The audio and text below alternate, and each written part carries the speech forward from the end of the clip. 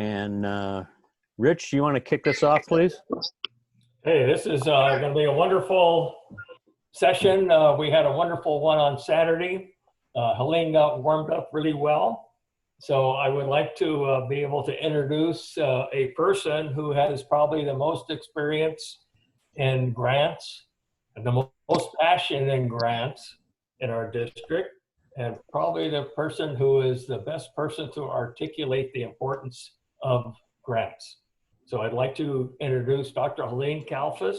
She was a district governor in 2006 and 2007, and I had an extreme pleasure as being her club president during that year. It was a very successful year, probably one of the best years as far as contributions to the Rotary Foundation. Helene also has been our Rotary International trainer, 2011 and 12. She's a RLI facilitator from when we started 7 or 8 years ago, and she consistently gets the best marks as a facilitator for grants in RLI. She was chair of the Governor Nats, which is the governor nominee training session for zones 25 and 26 in 2013 and 14, where all 23 or 24 of the district governor nominees were trained. She also is a Rotary Foundation cadre member, which she'll explain what that means a little bit later. So Helene, you are up, and we're all excited to hear about what you have to say. Okay. And let me, before you jump in, Helene, I got a couple of announcements here. Please make sure you're muted. Stay muted for the whole meeting, please, so we can get a good recording. The meetings are recorded. They go up on our district YouTube channel, which is Visit Rotary District 5330. Additionally, when you move your cursor to the bottom of your screen, you'll see a little bubble there that says chat. Please put your questions in the chat box, and we will ask the questions from the chat box. And I'm going to share my screen right now for Helene's slides.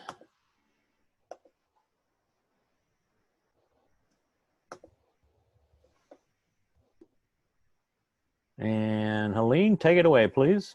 Thank you. Thanks, Rich, for that great introduction. And for a minute there, I wondered who you were talking about. Okay. Yeah. I just want to make a little shout out here to Liliana Castro, Dr. Castro. I'm really pleased to see you. I haven't seen her in such a long time. So I'm very flattered that you've come to visit me this evening. It's really nice to see you here.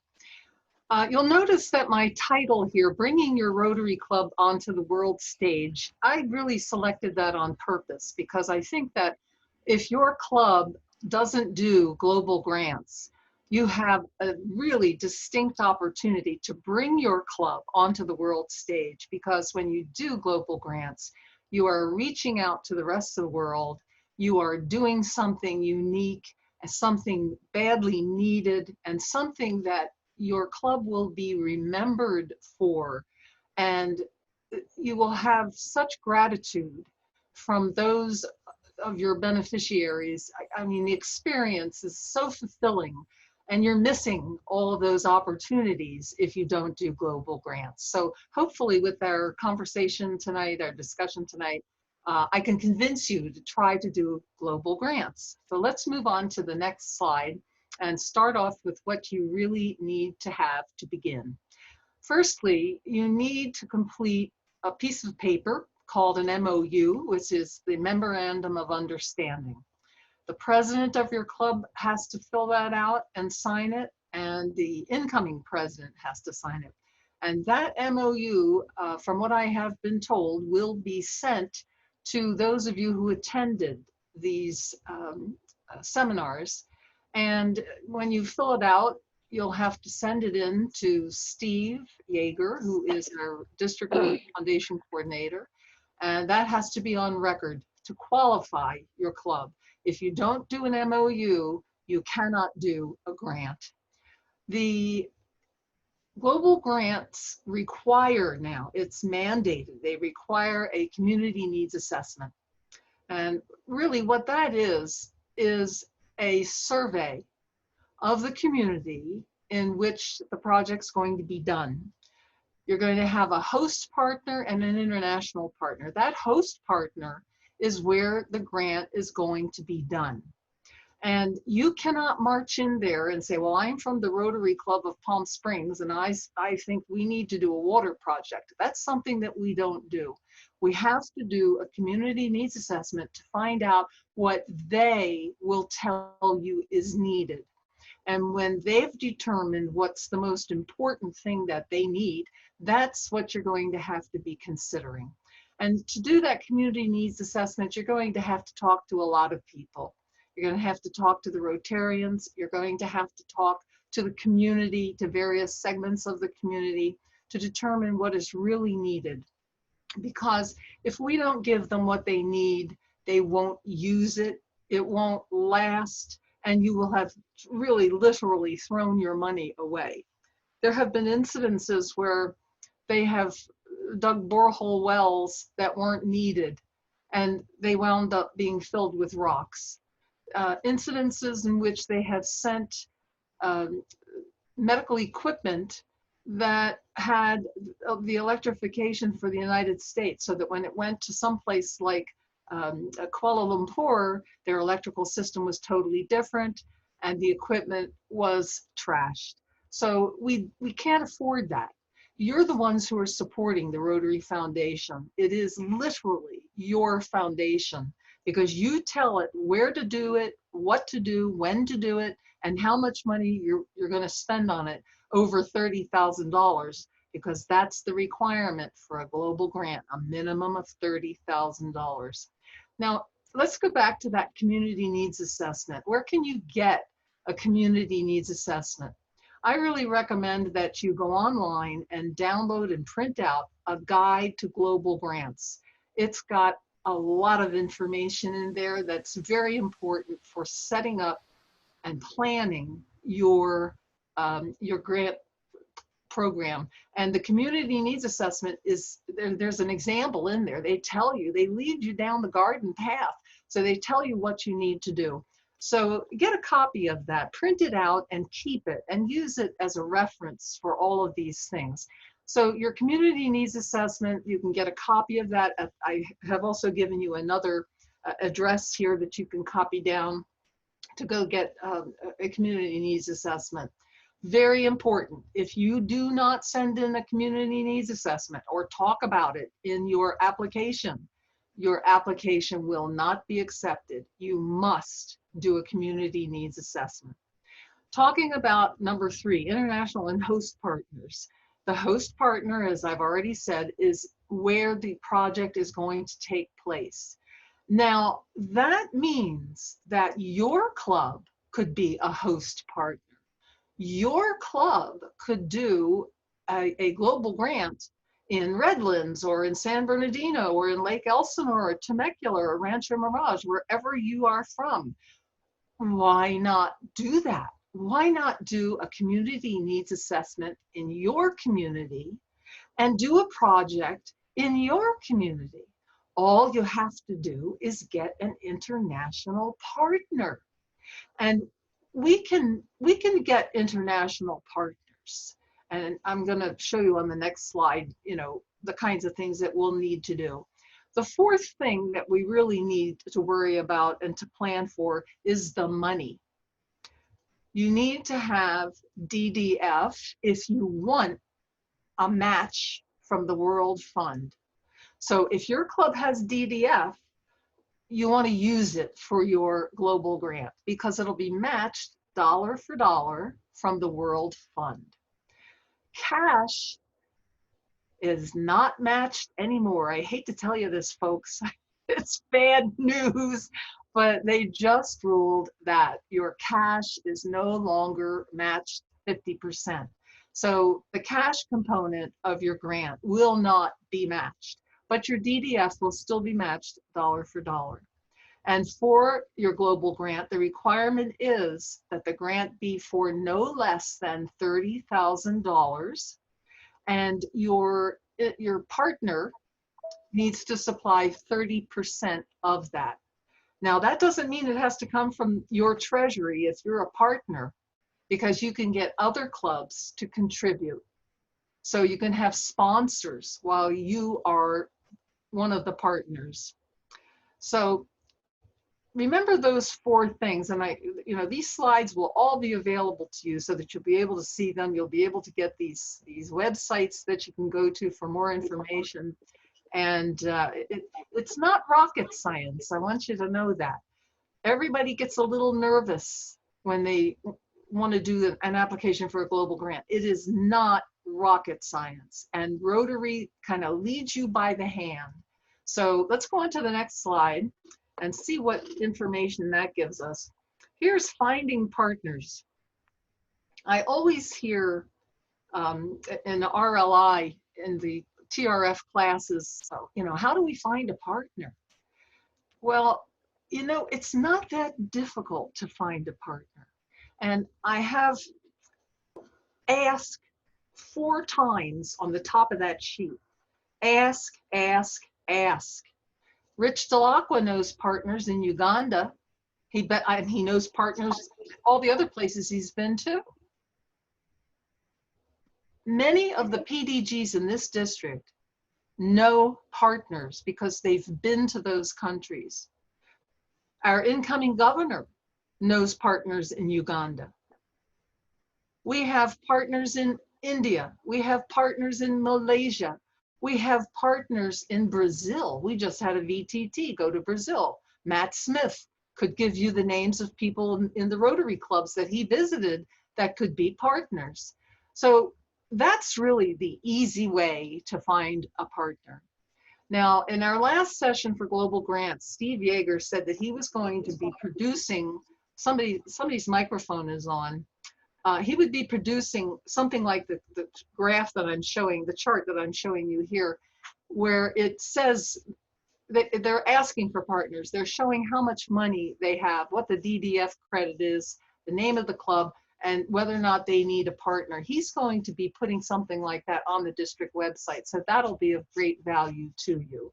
So that will be a distinct possibility, and you'll be able to go through it and see what the grant is all about. And you'll be able to decide whether you want to join them with your DDF or your cash.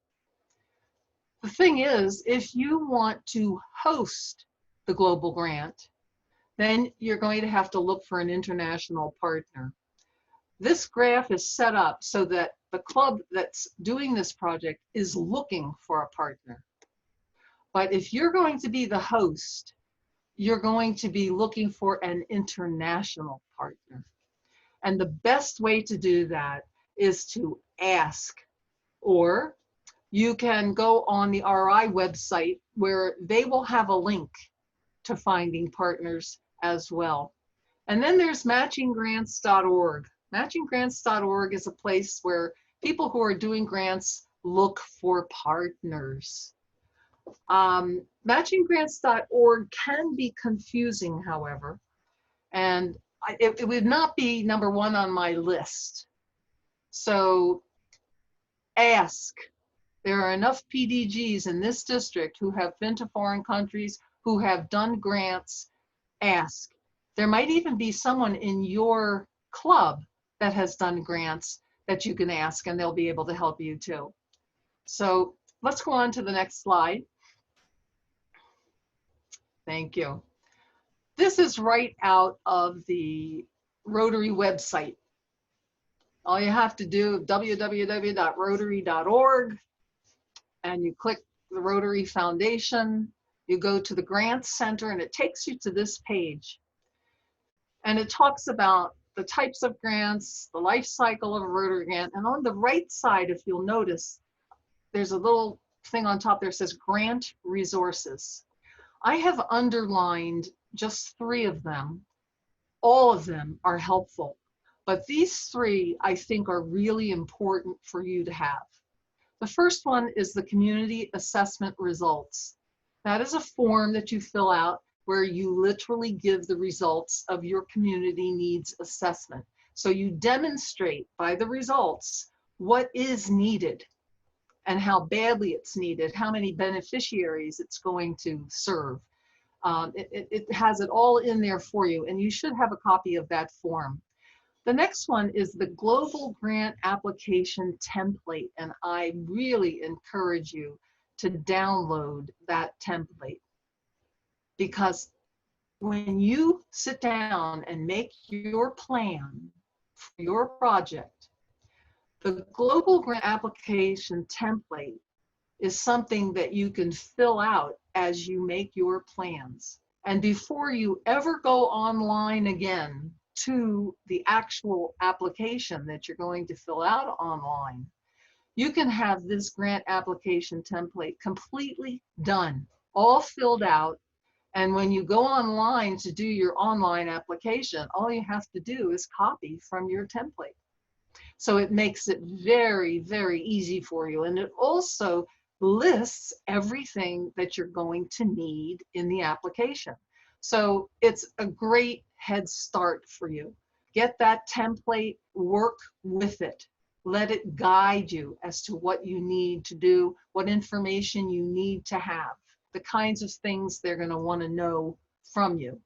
The last one I have underlined is the Global Grant Report template, because if you are going to do a global grant, you have to be willing to write regular reports on your project. That's part of the deal when you do a global grant. You really have to do what they need you to do. And TRF needs oversight. That's why they developed an organization called the Cadre. The Cadre actually can help with the oversight of how the money is being spent, if your reporting is on time, if you're reporting accurately. The Cadre is a group of volunteers in Rotary that volunteer their professional expertise in some area that fits in with the 6 areas of focus. And we have 3 Cadre members in this district. And those Cadre members are able to assist you in writing your grant, in writing your reports, and doing everything that is necessary to help you get it right.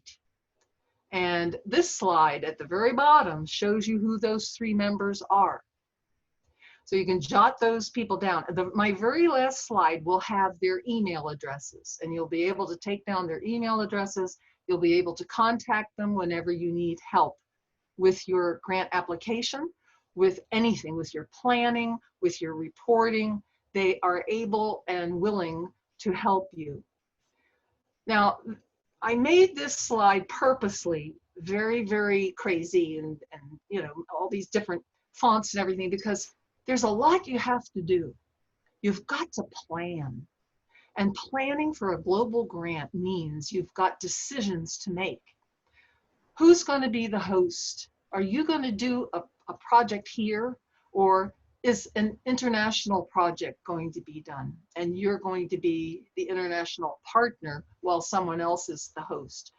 Who's your sponsors? Are you going to get other clubs to help give you DDF or cash? They will be your sponsors. So if you're short on money, you're going to have to go to different clubs and see if they will help you with that.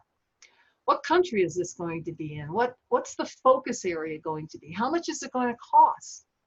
All of those things have to be worked out before you even think about filling out an application online. So you're going to have to do all of the footwork, including the community needs assessment, of course, before you even consider going online to do the application. Now, you know, your district staff has been put on this earth to be of assistance to Rotarians. That's why we are here. 26 people there. I hear somebody's microphone is on. I can hear you. So use your district staff. You know, Steve Yeager can help you. He's the DRFC. He can help you. I can help you. Rudy can help you. Ricardo can help you. Use your cadre. Use your district staff. You'll avoid a lot of pitfalls if you use these experienced people. So be sure to know who these people are And at the last slide, take down the cadre members' email addresses so that you have everything you need. Let's move ahead.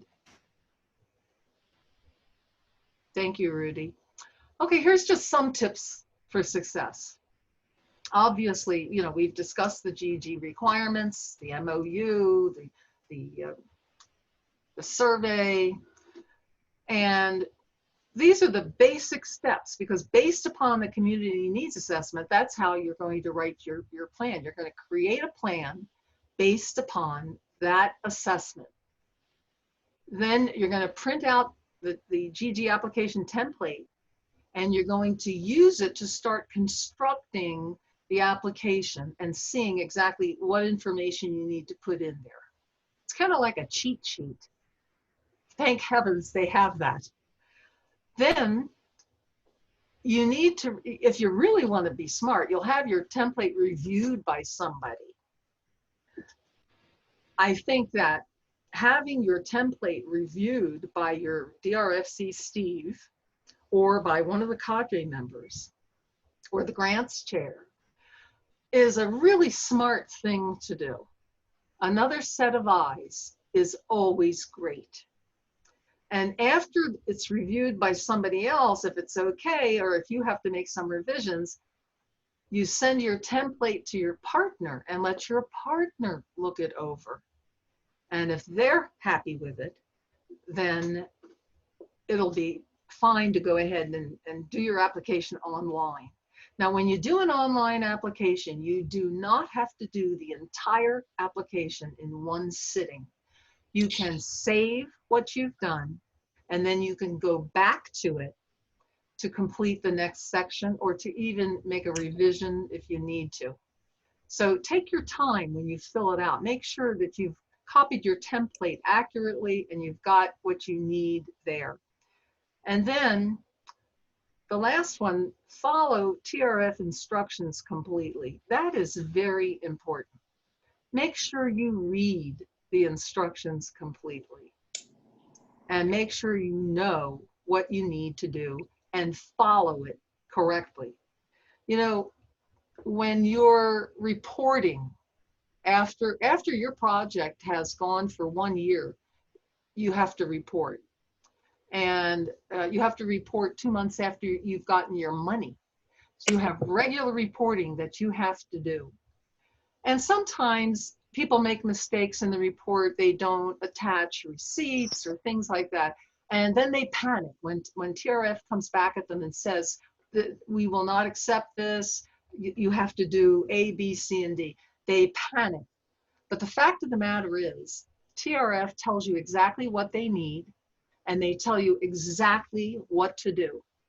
And if you follow it, it's like a recipe. If you follow what TRF tells you they need, your report will be accepted.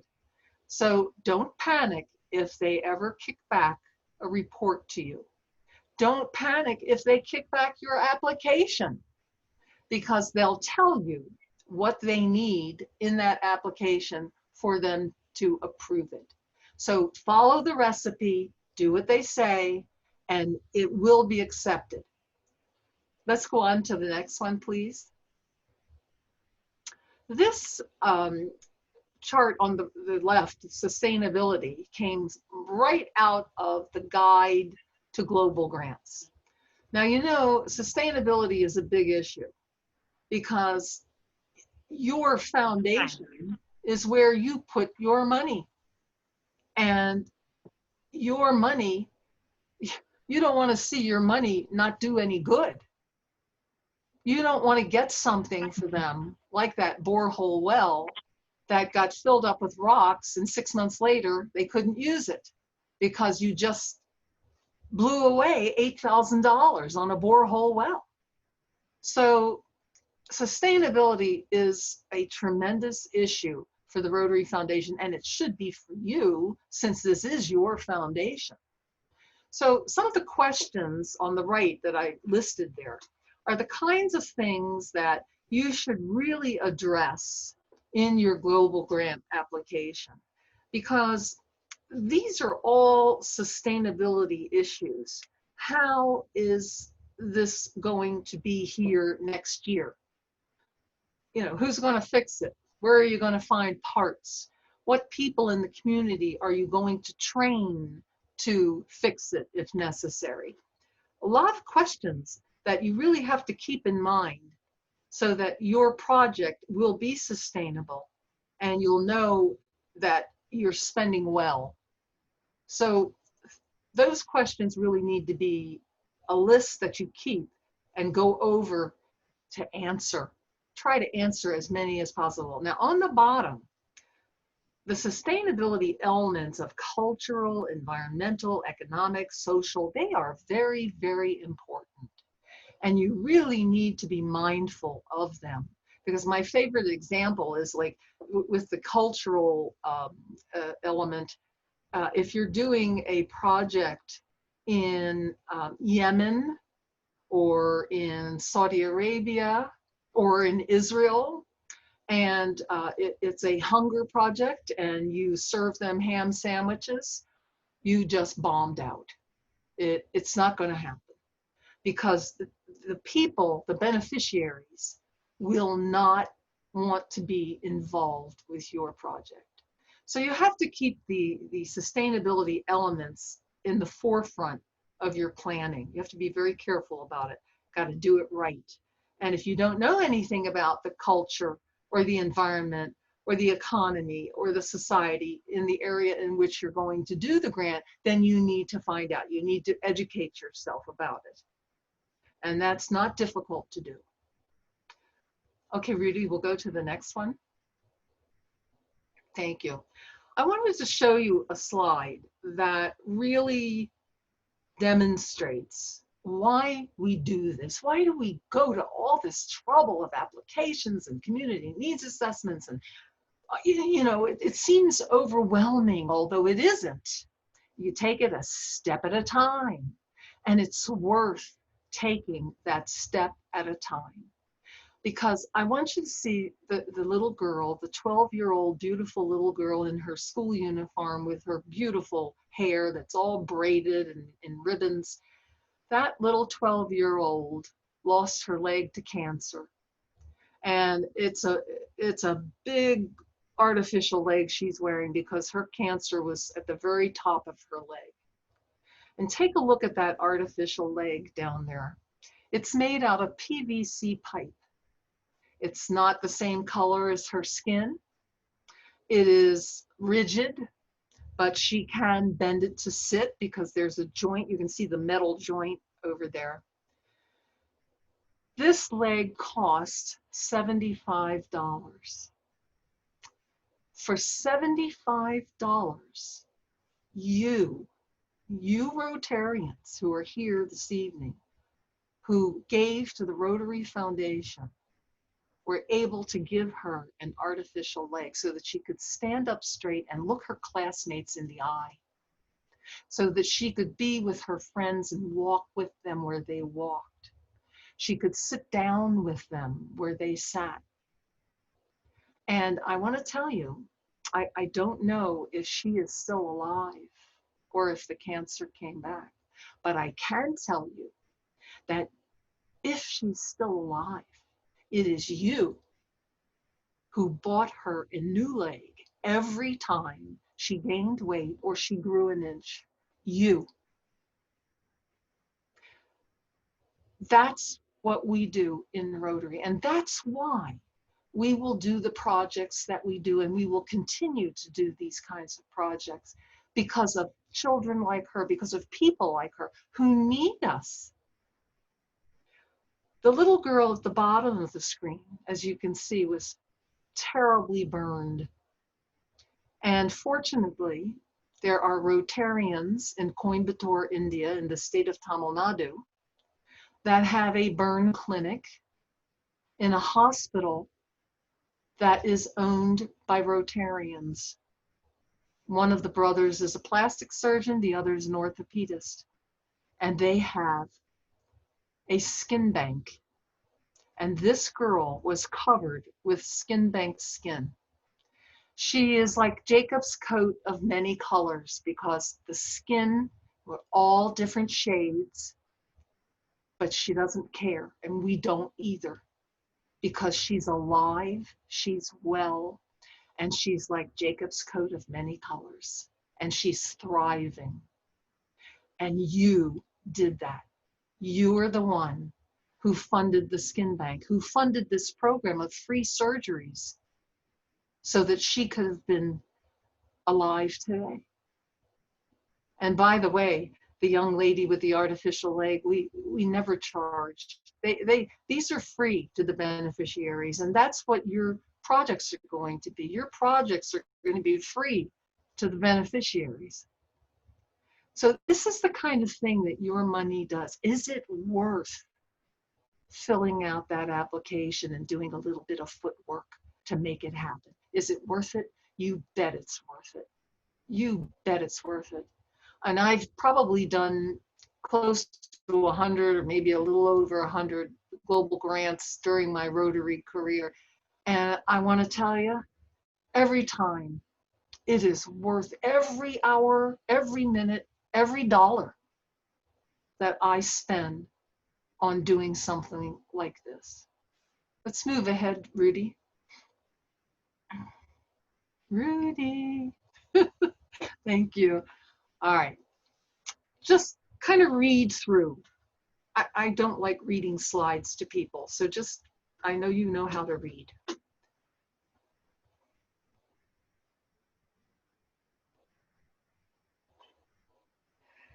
And the point of this slide is at the bottom. It is an opportunity. You know, the greatest thing about Rotary that we tend to forget is that it's an opportunity. If your club is a couch potato club and they don't do much and you want to push them, you've got the fire and you want to do something and you want to push them, it is an opportunity. And once you get your club involved in these kinds of things, they will get as passionate and as excited as you. But sometimes you just need to light the fire. Rotary is the greatest opportunity that an ordinary person can have. But you've got to take that opportunity. And doing global grants is a great opportunity. You feel so good about what you do that you want to do more, and you will too. Now, you know, a lot of you are going to want to do grants right here in your backyard, and you should, because every single year in this district, we have DDF, all that money that is not used, and it rolls over into global grants for the next year. And it's not being used. Very few of our clubs are doing global grants. Only maybe about, at maximum, 18 clubs are doing global grants. So with all that DDF that we have, we need to spend it. We need to use it. That's what it's there for. That's what you gave it for. You didn't give it to sit there and do nothing. You gave it to be used to help people, because that's what you want to do. If your club won't do a global grant, then I would strongly encourage you to donate your DDF to the Polio Plus project, because it's going to be matched 2 times by the Bill and Melinda Gates Foundation. So that is at the very least what you can do with your DDF. Okay, let's go to the last, I think it's the last slide. Yes, it is, there it is. And I promised you all of the email addresses for the cadre members. And if you look at the bottom, you'll see cadre members at the very, very bottom there. Helene Kalfas, Rudy Westervelt, Ricardo Laredo, and Rudy's email address is there, Ricardo's is there, mine is above. And Steve Yeager's address is there. So you have all those email addresses now of people that you can contact for assistance, to answer a question. That's why we are here. The district staff, the district governor, all of us are here to help the district, to help the clubs or the members, don't hesitate to call us. I'm getting paid the big bucks to answer your question. And I am thrilled to do it. Okay, Rudy, are we ready for questions? I think so. Let's, Rich, you want to look in the chat box? I'm unmuting myself and that room. We have a couple of them. Aaron Brinker says, let's see, can funds be encumbered for future expenses? I'm not quite sure what that means. Can funds be encumbered Can for future? I speak to that? Is that okay? So what I want to know, because in the sustainability, so say the grant is over, but you're in an area that's particularly impoverished, and maybe you're doing economic development.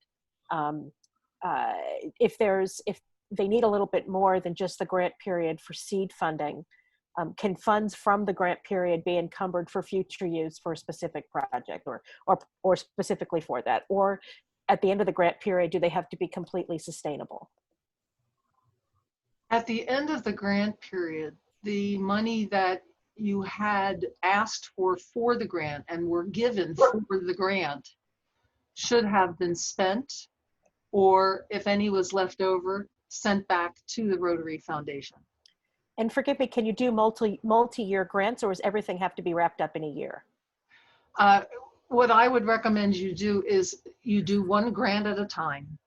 After you've completed one grant, you see another need, you can do another grant.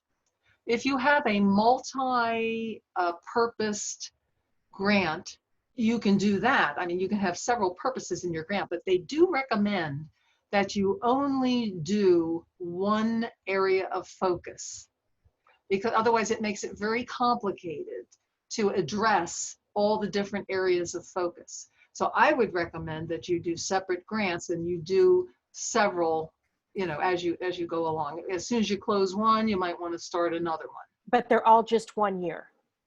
Well, no, some grants take more than 1 year. Most grants take more than 1 year. 1 year is a quickie. It is, and that was what I wasn't clear about, and that's why maybe encumbering funds beyond the 1 year. Yeah, 1 year is a quickie. Yeah. Okay. Yeah. Thank you. But there's a comment here by Julia Bennett that I would like to address. Where is Julia? Hi, I'm right. Oh, you're the picture, and a very nice picture too. I'd like to address that because I don't use any pictures without permission. And as a matter of fact, that was a picture that I did not take. That was a picture that was sent to me for a project that the Murrieta Club is doing called Hope After Fire. The Murrieta Club has been involved with this project for several years now. So that was one of the pictures that was in their video. And I took that picture to use to show exactly what the project was all about. So that picture has not been used without sanctions from the Coimbatore Rotary Club in everything that they sent me. But I appreciate your asking that question because it's a valid question. And I think that we need to be very careful. So thank you. You're welcome. I do think it is critical for us to be sensitive to exploiting, young children in that. Absolutely. You're absolutely right. It's not a post-burn recovery picture. It's a very deeply disturbing image. And I used to work in broadcast. We need to be very careful about using brown bodies, especially, and black bodies, to sensationalize causes that we're pushing. And I really want to make sure that Rotary stays ahead of that and that we don't fall into the same traps of that. Yeah, well, this of course was in India, and we are going to have some brown bodies in India. And but I do appreciate your asking that question because we do have to be careful and we need to be very sensitive. Yeah, thank you. My pleasure. I think, Helene, if that young lady knew that that picture would encourage more donations to treat more individuals like herself, she would be tickle pink. Pink like her oozing skin is pink. I don't think we're going to see eye to eye on that, but I just don't think it's appropriate to exploit that kind of. Journalists tend to try to avoid that. We will lambast the press if they did that. Rotary, I've always thought Rotary was better than that. So I I'd appreciate everybody just to reconsider something that disturbing as the means for marketing for money. It seems. Well, there are certain realities in the world that a lot of people don't realize unless they really see it. So, Julia, I also want you to know, I do have a picture of her post skin grafting, but I didn't have room in this presentation or time to put that in. I would have had to have a separate slide, and I hate to burden people with a multitude of slides. So that's the picture that I chose. But again, I thank you for your sensitivity. I think we all need to be sensitive about that. I may say something. okay, here's another question. How many clubs can collaborate for one grant application for a program? Actually, I knew of a grant that was done in Romania for clean water where 12 clubs Right. came together from all over the world. So apparently, I have not seen anything in writing that has given a limit to how many clubs can join together. And 12 is a pretty high number. Yeah, no, I've seen more, so the more the better. Yeah. Another question, how much money is in our funds for GGS? What is GGS? Global grants, I would assume. Who asked that? Karen. Karen, Where's Karen? I don't see Karen. Well, I'll answer the question anyway. We have DDF that is just sitting there that is well over $100,000. However, all of the DDF in this district has been allocated to individual clubs. And so if you want DDF in addition to what you have, because you don't have enough and you need more, you have to go from club to club to request their DDF. Now, last year, actually it was the beginning of this Rotary year, I'm involved in 2 grants in India right now, and one of them is a rehab center for the blind, and they needed new equipment. And my club did not have enough DDF, and I call it begging. I was out there begging for DDF from other clubs. And I got very lucky because I contacted the Idlewild Club, and they considered my grant, and they actually contributed 5,000 DDF. How much does that come to?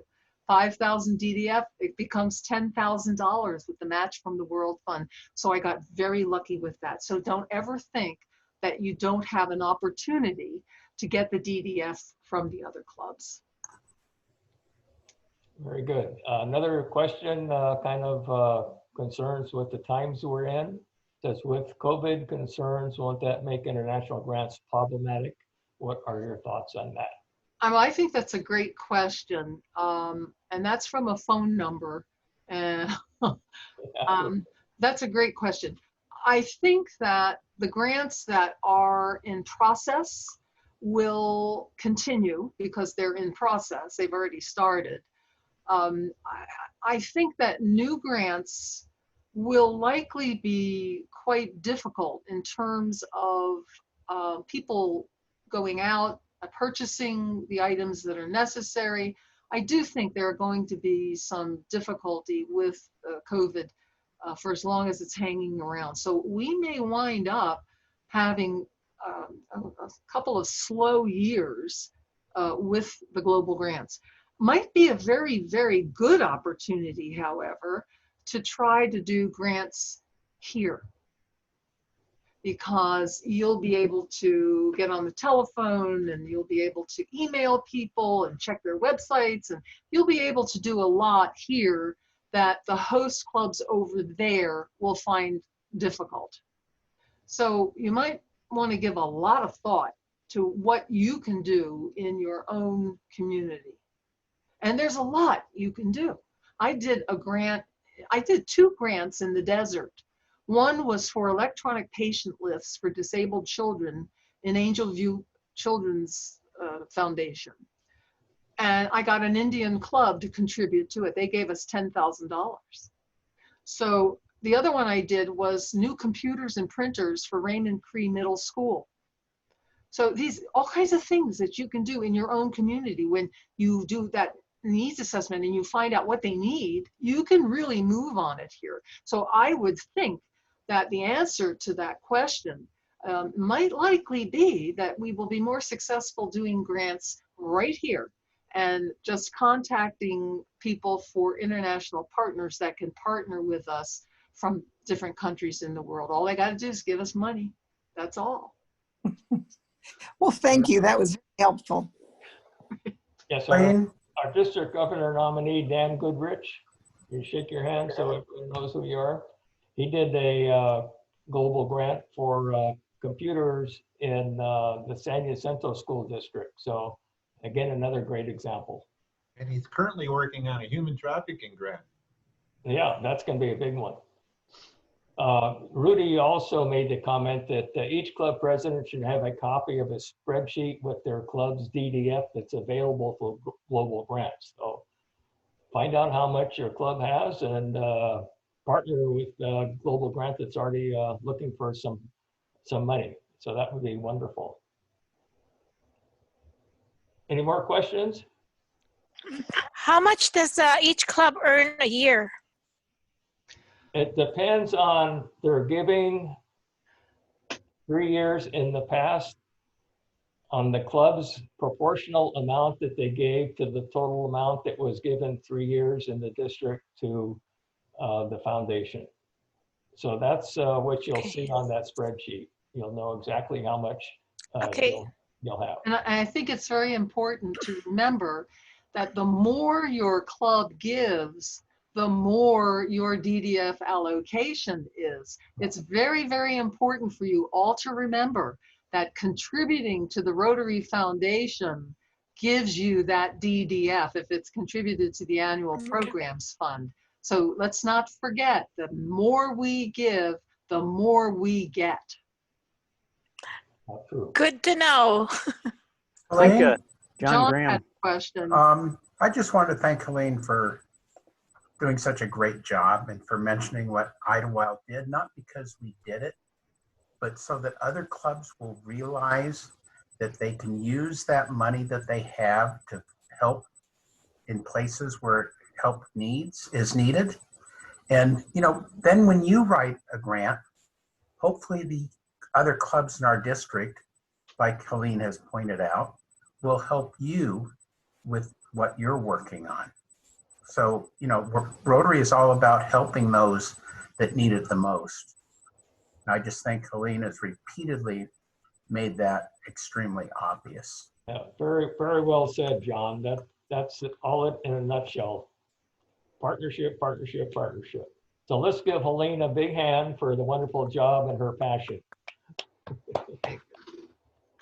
Yeah, and on that topic, John, Steve, you may put together a spreadsheet of the grants that our clubs are currently involved with, and as they develop grants, so we could share that information on what type of grants are being launched from our district or participated in. Yeah, that's one of the projects that I'm working on. Super, thank you. You're welcome.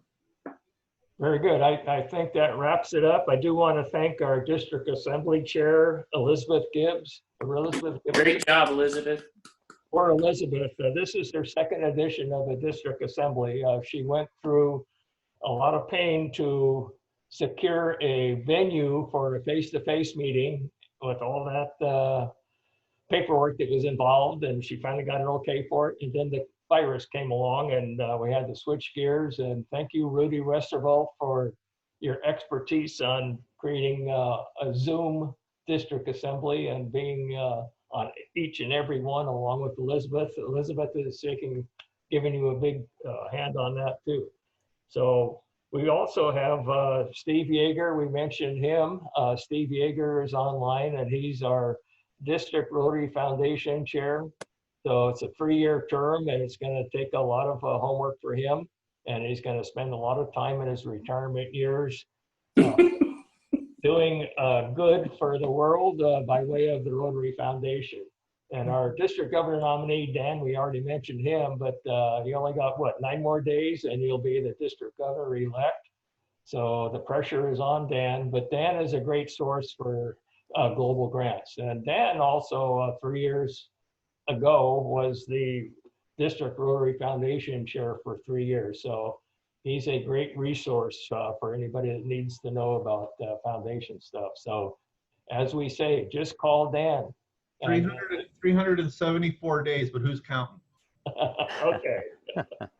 So that's wonderful. And then we have our incoming district executive assistant, Governor Butch, who is on the line. Butch, can you give us a wave? Where'd you go? Maybe he left already. But anyway, he's there. He's here. Okay. So we have a lot of resources, and there's always a lot of questions that come up when you're doing a district grant or a global grant. So you know where to go for your good answers. So we have plenty of people in the district that are willing to help, and that's what they're here for. Does anybody want to mention that we have 49 people Yeah, we have on this meeting? We have 50 now. 50, okay. Yeah, we had close to 100. 50. Close to 100 on Saturday. Oh.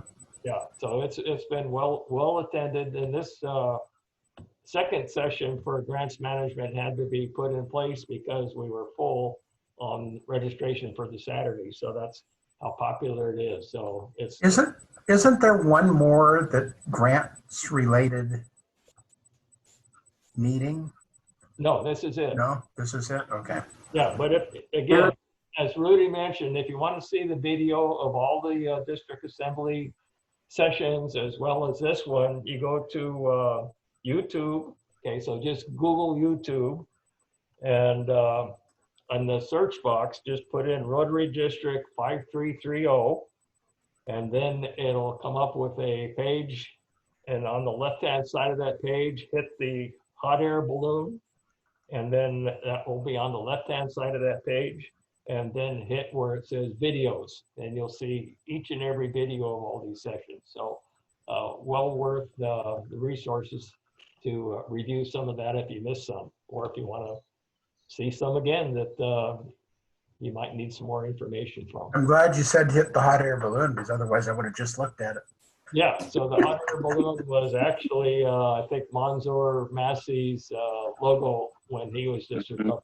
So for some reason, that's the logo that somebody put up there. So yeah, so hit on the hot air balloon, and that'll bring up the video. It'll launch the program. We have one more question here, I think, from Angela. You got your hand up? Yeah, yes, I do. I had a question on the videos when they're posted on the District 5330. Are we allowed to share those on our Facebook page to get people to understand? I mean, to get people to understand, you know, what Rotary is about. A lot of people still don't know what Rotary is. They think it's just a club of, you know, people getting together. So do we have permission or allowed to share the videos of the Rotary events? They are posted out there as public, so that you all can see them. And I guess use them as you wish. There's no reason not to use them in your club meetings or in some club trainings as well. So I think that's a good approach.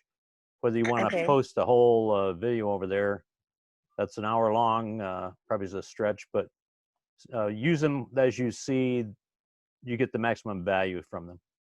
Okay, wonderful. Thank you very much. Good. Yes, Angela, if you have somebody who wants to learn a little bit about Rotary, they could go to visitrotary.com, and there's a little, as part of it has clips is Rotary, so that people could understand what Rotary is. And they could also go to rotary.org to find out about Rotary. Okay, because there's certain ones I do like to share on my Facebook page because of, you know, of my friends I have, and I am very proud to be part of Rotary. Right.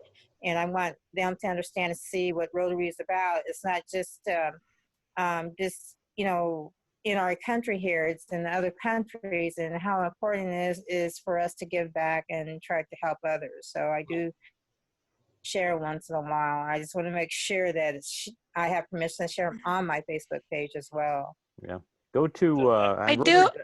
on Rotary.org under brand management. And you look on videos in there. When you go to, hopefully everybody here has a My Rotary account on Rotary.org.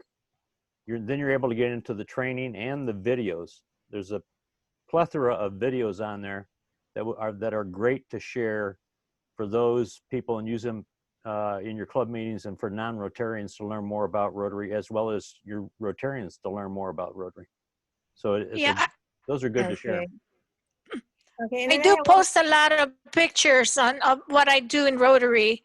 I post a lot on my personal Facebook, so that's just me. I like posting what we do.